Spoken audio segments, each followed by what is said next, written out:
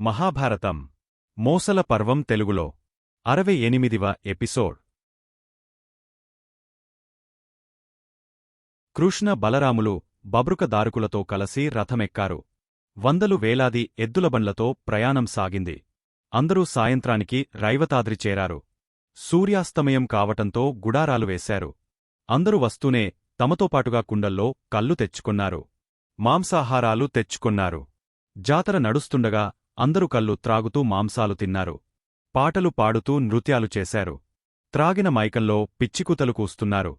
మతితప్పి బూతులు తిట్టుకొంటున్నారు. బలరామ కృష్ణులు బబ్రువదారుకులు తప్ప అందరూ మత్తులో ఉన్నారు. అప్పుడు సాత్యకి కృతవర్మను నిందిస్తూ, ఏరా కృతవర్మ, ఏం మగతనంరా నీది? నిద్రబోతున్న పాండవుల బిడ్డల్ని దృష్టద్యుమ్నుడిని దొంగచాటుగా చంపారు. అరే థూ, ఆడముండకూడా నీలాంటి పనిచేదు కదరా కృతవర్మ అన్నాడు. కృతవర్మ కోపంతో, పోరాచేతగాని వెధవా, రెండు చేతులు త్రిగపోయి అసహాయకుడుగా ఉన్న సోమదత్తుడి తలనరికిన వీరాధివీరుడవు నీవు. నీ గొప్పతనం తెలియనివాళ్లకు చెప్పుకో. నాముందు మాట్లాడితే నీ ప్రాణం తీస్తాను ఏమనుకొంటున్నావో. వదరుబోతు వెధవా అన్నాడు కృతవర్మ. ఇద్దరికీ మాటకు మాట పెరిగింది. కృతవర్మ మళ్ళీ, ఒరేయ్ సాత్యకి, కృష్ణునికి దాసుడివిరా నువ్వు. ఆ కృష్ణుడు ఏమంత గొప్పవాడు? సత్రాజిత్తు తమ్ముణ్ణి చంపి సమంతకమణిని కాజేసిన దొంగ. ఆ దొంగకు ఈ దొంగ ఒక తోడంట. కురుక్షేత్ర యుద్ధంలో కురువీరులనందరినీ దొంగదెబ్బ తీశారురా మీరు. తూ, మీది ఒక బ్రతుకటరా.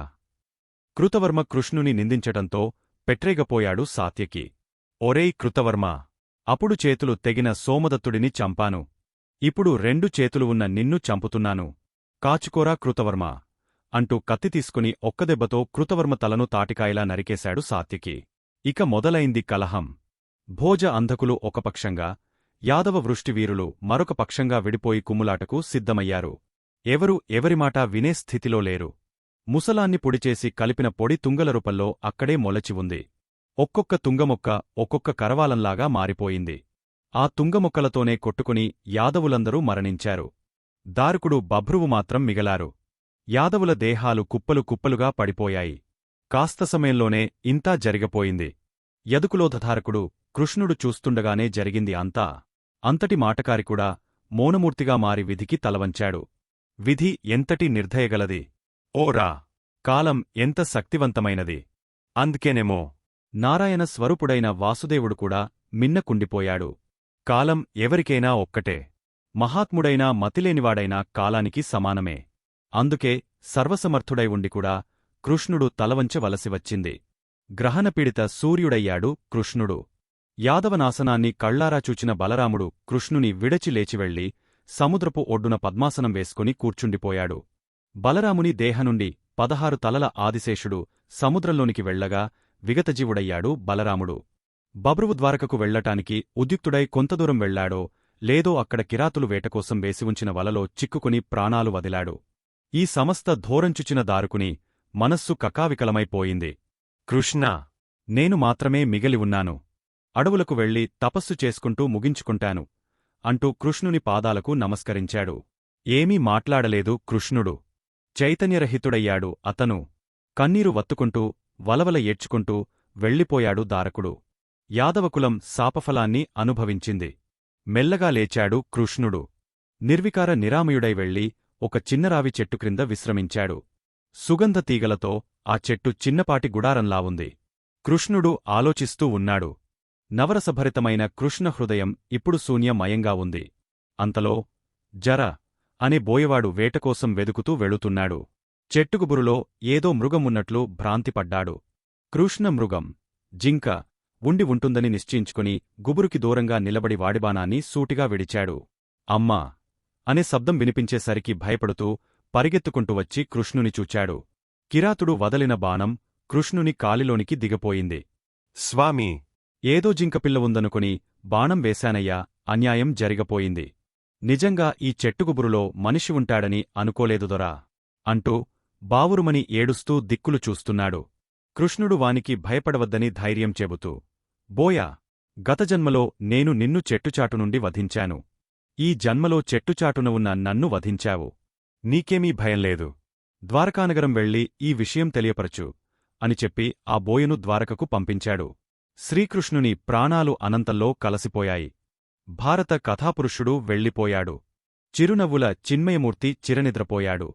16,008 మంది భార్యల ముద్దుల మోహనాంగుడు వెళ్ళిపోయాడు. పవిత్రమూర్తుల మరణాన్ని వర్ణించి చెప్పకూడదు కదా. హస్తినాపురం నుండి అర్జునుడు ద్వారకా నగరానికి వచ్చాడు. జనసంచారమే లేని ద్వారకను చూచి కలవరపడిపోయాడు. పరుగున వెళ్లి వసుదేవుని కలుసుకొన్నాడు.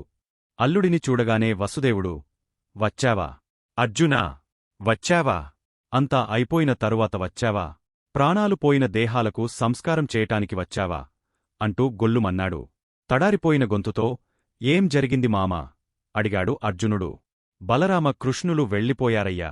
నేను నీకోసమే ఎదురు చూస్తున్నాను. కృష్ణుడు రైవతాద్రికి వెళుతూ నీవు వస్తావని, నీకొక మాట చెప్పమని చెప్పాడు. అర్జునా, ద్వారకా నగరం సముద్రంలో మునిగపోతుందట. సమస్త స్త్రీ బాలవృద్ధులను హస్తినాపురికి చేర్చమని చెప్పాడు. ఇది చెప్పటానికే నేనింకా ప్రాణాలతో ఉన్నాను. ద్వారకా నగరం సముద్రంలో కలసిపోతుందా? అవును అర్జునా. ఇంకా సముద్రం పాలుకావటానికి వారం రోజులు మాత్రమే వ్యవధి ఉందని కృష్ణుడు నాతో చెప్పి వెళ్లాడు. అర్జునుడు మ్రాన్పడిపోయాడు. తన మిత్రుడు, తన గురువు, తన బంధువు, తన రక్షకుడు, తన జీవన సారథి అయిన శ్రీకృష్ణుడు మరణించాడన్న వార్త వినగానే అచేతనుడైపోయాడు. నిలుచున్నవాడు నిలుచున్నట్లుగానే క్రిందకు కూలిపోయి నేలను కరచుకొని వెక్కి ఏడ్చాడు. ఏడ్చి ఏడ్చి మూర్ఛపోయాడు. అర్జునుడు ఆ రాత్రంతా మూర్ఛలోనే ఉండిపోయాడు. తెల్లవారింది. స్పృహ వచ్చి చూచేసరికి వసుదేవుడు ప్రాయోపవేశం చేసి మరణించి ఉన్నాడు. కృష్ణుని ఆదేశాన్ని గుర్తు తెచ్చుకుని గబాలున లేచాడు. వసుదేవుని భార్యలైన దేవకీ, రోహిణీ, భద్రమదర ఈ నలుగురి సహాయంతో కృష్ణుని తండ్రిగారైన వసుదేవునికి అంత్యక్రియలు చేశాడు. కృష్ణబలరాముల మృతదేహాలను వెదకి తానొక్కడే ద్వారకకు తీసుకునివచ్చాడు. అర్జునునికి సహాయపడటానికి ఒక్కమగవాడు కూడా ద్వారకలో మిగలలేదు. అందరూ యాదవ సంకుల సమరంలోనే కన్ను మూశారు. మంచిగంధపు కట్టెలు తెచ్చి ఆవునేతితో తడిపి చితిపేర్చాడు. కన్నీరు కార్చుతూనే కర్తవ్యాన్ని నిర్వహిస్తున్నాడు అర్జునుడు. కృష్ణ బలరాముల భార్యలందరూ వచ్చారు. అంతిమ నమస్కారాలు చేశారు. వెక్కిళ్లతో ఏడుస్తూనే కృష్ణబలరాముల చితికి నిప్పు అంటించాడు.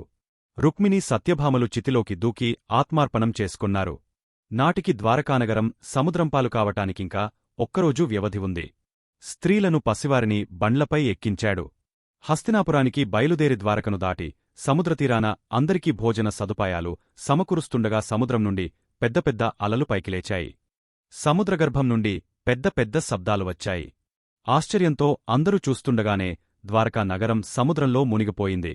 అదిచుచిన యాదవ స్త్రీలందరూ హాహాకారాలు చేశారు. మునిగపోతున్న ద్వారకకు చేతులెత్తి నమస్కరించాడు అర్జునుడు. నారాయణావతారుడు నడయాడిన నగరం కృష్ణునితో పాటుగానే అదృశ్యమైపోయింది. 16,000 మంది ప్రియురాళ్లతో, రుక్ముని, మిత్రవింద, జాంబవతి, సులక్షణ, సత్యభామాది అష్టభార్యలతో రాచకేళి ఆడిన ద్వారకాపట్టణం కాలగర్భంలో కలసిపోయింది. యాదవ స్త్రీ జనంతో ముందుకు కదిలాడు అర్జునుడు. పంచవటానికి వచ్చారు. అందరూ భోజనాలు ముగించి విశ్రాంతి తీసుకునే సమయంలో అకస్మాత్తుగా ఒక దొంగల గుంపు వచ్చి యాదవ స్త్రీలపై దాడిచేశారు. వెంటనే అర్జునుడు గాండీవధనస్సును తీసుకుని దివ్యాస్త్రాలను గుర్తుచేసుకున్నాడు. విచిత్రం! ఒక్క అస్త్రం కూడా గుర్తుకురాలేదు. ఎంత ప్రయత్నించినా అస్త్రాలు గుర్తుకు రాకపోయేసరికి చేతనున్న ధనస్సుతోనే దొంగలతో యుద్ధానికి దిగాడు. దొరికిన దొంగను దొరికినట్లుగా బాదాడు. కృష్ణుని భార్యలందరినీ అర్జునుడు రక్షిస్తూ ఉంటే మిగిలివున్న యాదవ స్త్రీలందరినీ దొంగలు ఎంతో చిత్రహింసలకు గురిచేశారు. ఆభరణాలనులా కొన్నారు. చీరలుడదీశారు. యాదవ స్త్రీపరిజనం గోలుగోలుమని గోల చేస్తుంటే అర్జునుడు ప్రేక్షకుడైపోయాడు.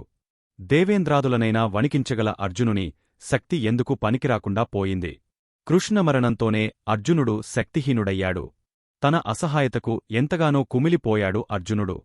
అప్పుడక్కడ జరిగిన దారుణాన్ని కళ్లారా చూచిన కృష్ణుని భార్యలు అర్జునుడు ఎంత వేడుకున్నా వినకుండా, కృష్ణుడు లేని జీవితం మాకొద్దు అంటూ చితులు పేర్చుకుని మంటలలో దూకి ప్రాణపరిత్యాగం చేశారు. మిగిలిన కొద్దిమందిని తీసుకుని హస్తినకు వచ్చాడు అర్జునుడు. అంతఃపురానికి అర్జునుడు వస్తుండగానే ధర్మజ, భీమ, నకుల, సహదేవులు చుట్టుముట్టారు.